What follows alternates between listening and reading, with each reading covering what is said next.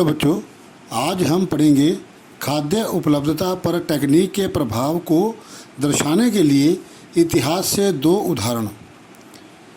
तो वीडियो शुरू करने से पहले मैं आपको बताना चाहता हूं कि यदि मेरा ये चैनल जिसका नाम economic analysis with Ashwini Kumar Gupta है को सब्सक्राइब नहीं किया तो उसे सब्सक्राइब करें, लाइक करें, शेयर करें और साथ दिए बेल आइकन बटन को दबाना ना भूलें।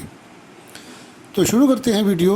खाद्य उपलब्धता पर टेक्निक के प्रभाव को दर्शाने के लिए इतिहास से दो उदाहरण और दूसरा ब्रेटन वुड्स समझौते का क्या अर्थ है।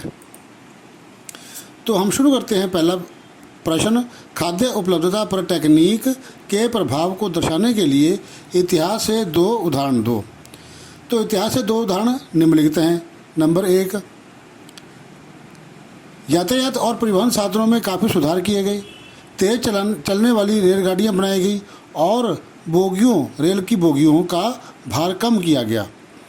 जलपोतों का आकार बढ़ाया गया जिससे किसी भी उत्पादन को खेतों से दूर दूर के बाज़ारों में कम लागत पर आसानी से पहुंचाया जा सकता था।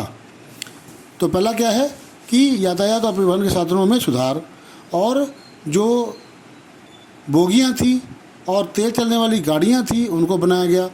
जलपोतों का आकार बढ़ाया गया और ताकि आसानी से जो खेतों से उत्पादन को बाज़ारों में ले जाया जा सके। दूसरा आता है, मांस उत्पादकों के बाज़ार से इस प्रक्रिया का अच्छा अनुमान होता है। 1870 के दशक तक यूरोप में मांस का निर्यात नहीं होता था।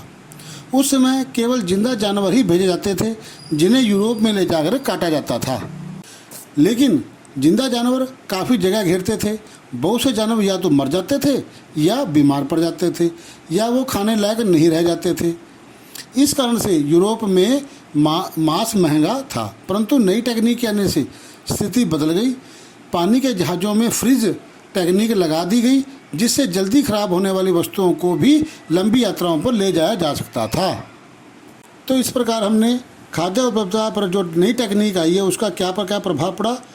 इससे जो है पहला जो प्रभाव था वो ये था कि जो उत्पाद थे, जो खेतों में पैदावार होती थी उनको बाज़ारों पर कम लागत पर और आसानी से पहुंचाया, और दूसरा जो मांस उत्पादक था उसको फ्रिज में रख करके ताकि वो जल्दी ख़राब ना हो और लंबी यात्राओं पर ले जा सकता था। तो ये बातें थी। अब आता है दूसरा प्रश्न, ब्रेटन वुड्स समझौते का क्या अर्थ है। द्वितीय विश्व युद्ध के बाद विश्व के औद्योगिक राष्ट्रों के सामने विश्व अर्थव्यवस्था को स्थिरता प्रदान करने के लिए एक चुनौती थी। इसके लिए जुलाई 1944 में अमेरिका ने न्यू हैम्पशायर के ब्रेटन वुड्स में एक सम्मेलन का आयोजन किया जिसमें सदस्य देशों के विदेशी व्यापार में लाभ और घाटे से निपटने के लिए सम्मेलन में ही अंतर्राष्ट्रीय मुद्रा कोष की स्थापना की गई। युद्ध के बाद पुनर्निर्माण के लिए पैसे का प्रबंध करने के लिए अंतर्राष्ट्रीय पुनर्निर्माण एवं विकास बैंक, जिसे आजकल विश्व बैंक को कहा जाता है, का गठन किया गया। इसी कारण से विश्व बैंक और अंतर्राष्ट्रीय मुद्रा कोष को ब्रेटन वुड्स संस्थान भी कहा जाता है। इसी आधार पर युद्ध के बाद अंतर्राष्ट्रीय आर्थिक व्यवस्थाओं को अक्सर ब्रेटन वुड्स व्यवस्था भी कहा जाता है।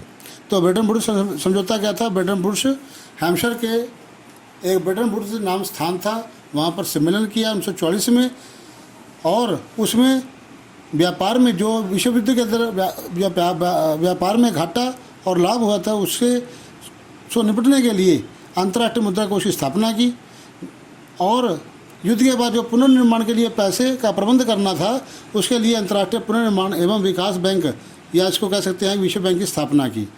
और इस प्रकार से ये दो विश्व बैंक और अंतर्राष्ट्रीय मुद्रा कोष जो है वो स्थापित हुए। इसे ही हम ब्रेटन वुड्स संस्थान कहते हैं। धन्यवाद।